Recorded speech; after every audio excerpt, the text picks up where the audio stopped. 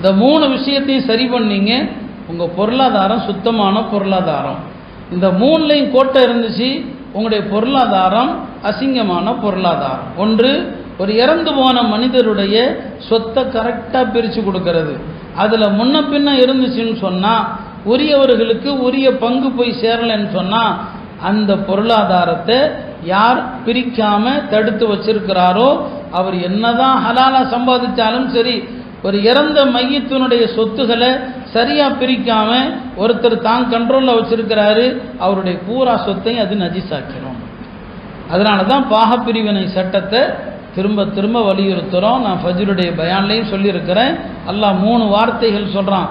யுசீக்குமுல்லா, அல்லாஹ் உங்களுக்கு வசியத்து செய்கிறான்.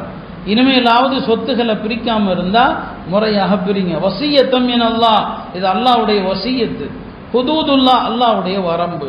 2வது ஜக்காத். நீங்க ஜக்காத்து சரியா கொடுக்கல, அந்த பொருளாதாரம் எங்கேயாவது போய் சிக்கிறோம், எங்கேயாவது போய் லாக் ஆயிடும். இவர் யோசிப்பார், எப்படி இந்த பணம் போச்சு? ஜக்காத்து கொடுக்கலன்னு சொன்னா அந்த பணம் மருத்துவமனைக்கு செலவாகும், நோய் நொடிகளுக்கு செலவாகும், அல்லது தண்டமா அரசாங்கத்துக்கு கொடுக்க வேண்டி வரும். மொத்தத்தில் அந்த பணம் ஏதோ ஒரு விதத்தில் அழிஞ்சு போயிடும், உங்களுடைய இருக்கிற பணக்கத்தை அசிங்கமாக்கிடும். 3வது, நீங்க செய்யக்கூடிய வியாபாரங்கள் வெளிரங்கத்தில் அது ஹலாலான வியாபாரமா தெரியலாம்.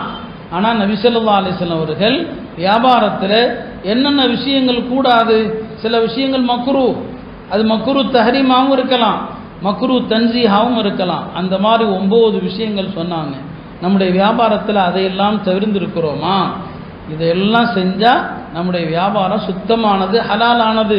இதில் ஓட்டம் வந்தால் நம்முடைய செல்வமும் அசிங்கமானது. அசிங்கமான செல்வம் போனால் நம்முடைய உள்ளங்கெடும், உள்ளங்கெட்ட அமல்கள் கெடும். இன்னைக்கு தொழுகையில் ஓர்மை இல்லை, எல்லாருமே சொல்கிறோமா இல்லையா? தொழுகையில் ஏன் ஓர்வு வரமாட்டிருக்குது?